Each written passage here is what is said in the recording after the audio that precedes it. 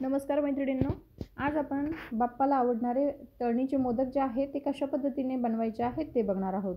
खूप सोपी पद्धत आहे आणि खूप छान हे मोदक जे आहे ते बनले जातात।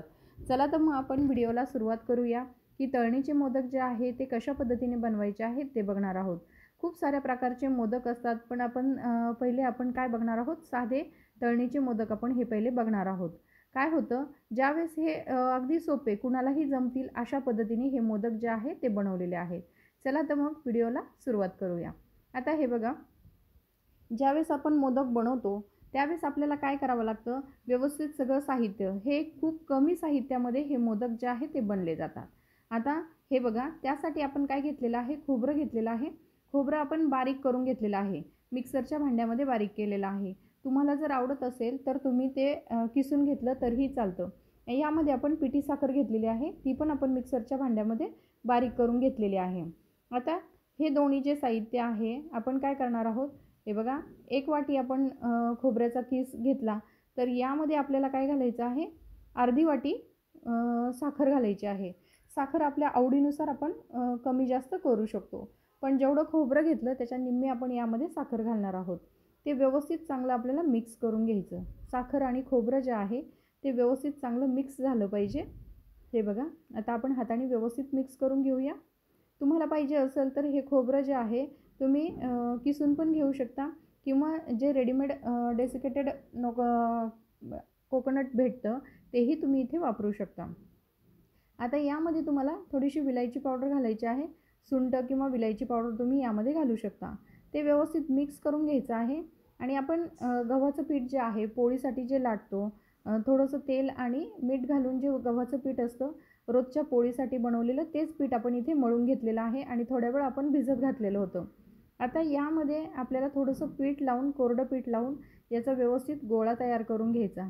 हे बघा, थोडंसं आपण याचा गोळा तयार करून घेणार आहोत। हे बघा, आता याची एक छोटीशी अशी गोल पारी तयार करून घ्यायची हातांवर। यामध्ये थोडंसं हलकंसं पीठ घालून, जर हाताला चिटकत असेल तर तुम्ही पीठही लावू शकता किंवा तेलही लावू शकता। आपण इथे पीठ वापरलेलं आहे। तशी व्यवस्थित पारी तयार करून घ्यायची आणि आपण जे साहित्य बनवलेलं आहे, खोबरं आणि पिठी साखर आणि थोडंसं आपण विलायची पावडर घातलेली होती, या सगळ्या गोष्टी मिक्स करून आपण यामध्ये हे सारण जे बनवलेलं होतं ते यामध्ये भरून घ्यायचं आहे। आता हे बघा, इथे व्यवस्थित आपल्याला हे सारण यामध्ये दोन्ही हाताच्या अंगठ्याच्या साहाय्याने आपल्याला हे मस्त दाबून घ्यायचं आणि व्यवस्थित याला अशा पद्धतीने याचे मोदक बनवून घ्यायचे। आता इथे काय होतं, ज्यावेळेस आपण तळणीचे मोदक बनवतो त्यावेळेस आपल्याला थोड्याशा कळ्या जर पडायच्या असेल, त्या जर अशा हाताने पडत नसतील तर तुम्हाला एक सोपी ट्रिक सांगते। आपण जर चमचा असतो, चमच्याच्या साहाय्याने पण आपण त्याला अशा पद्धतीने ह्या कळ्या ज्या आहेत ते बनवू शकतो। ही खूप सोपी पद्धत आहे, तुम्हाला जशा पाहिजे तशा ह्या पद्धतीने पण कळ्या बनवता येतात। तर आता हे बघा, अशा पद्धतीने आपण हा मोदक जो आहे तो बनवलेला आहे। तर अशा पद्धतीने आपल्याला काय करायचं आहे, सगळे मोदक जे आहे अशा पद्धतीने आपल्याला बनवून घ्यायचे। हे बघा, चमच्याच्या साहित्याने एकदम व्यवस्थित याच्या कळ्या पडलेल्या आहेत, दिसायलाही खूप छान दिसतो। हे बघा, व्यवस्थित आपल्या ह्या मोदकाच्या कळ्या दिसायलाही खूप छान दिसतात। अशा पद्धतीने आपण सगळे मोदक तयार करून घेतलेले आहे। एका कढईमध्ये तेल ठेवलेलं आहे गरम करण्यासाठी।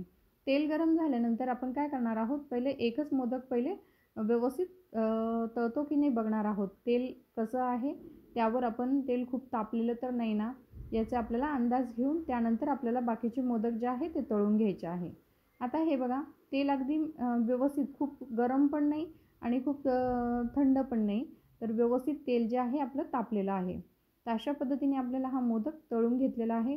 अशाच पद्धतीने आपल्याला सगळे मोदक जे आहे ते तळून घ्यायचे आहे, कारण एकखटी मोदक घालायचे नाही, ते एकमेकाला थोडेसे चिटकतात। तर आपण काय करणार आहोत, थोडे थोडे करून हे मोदक जे आहे ते व्यवस्थित तळून घेणार आहोत। तर हे बघा, अशा पद्धतीने आपल्याला हे मोदक तळून घ्यायचे आहे। वरती थोडंसं तेल यामध्ये टाकायचं, जेणेकरून ते चिटकणार पण नाही आणि मोदक पण व्यवस्थित तळले जातील। तर आपले हे बघा, अशा पद्धतीने सगळे मोदक जे आहे ते तळून घेणार आहोत। तर अशा पद्धतीने तळणीचे मोदक जे आहे ती खूप सोपी पद्धत आहे, बनवण्याची पद्धत खूप सोपी आहे आणि गणपती बाप्पाला पण खूप आवडतात. व्हिडिओ पसंत असेल तर व्हिडिओला लाईक करा, शेअर करा आणि आमच्या चॅनलला सबस्क्राईब करा. तुम्हाला नवीन कुठले व्हिडिओज पाहिजे तुम्ही कमेंट्समध्ये मला कळवू शकता. धन्यवाद.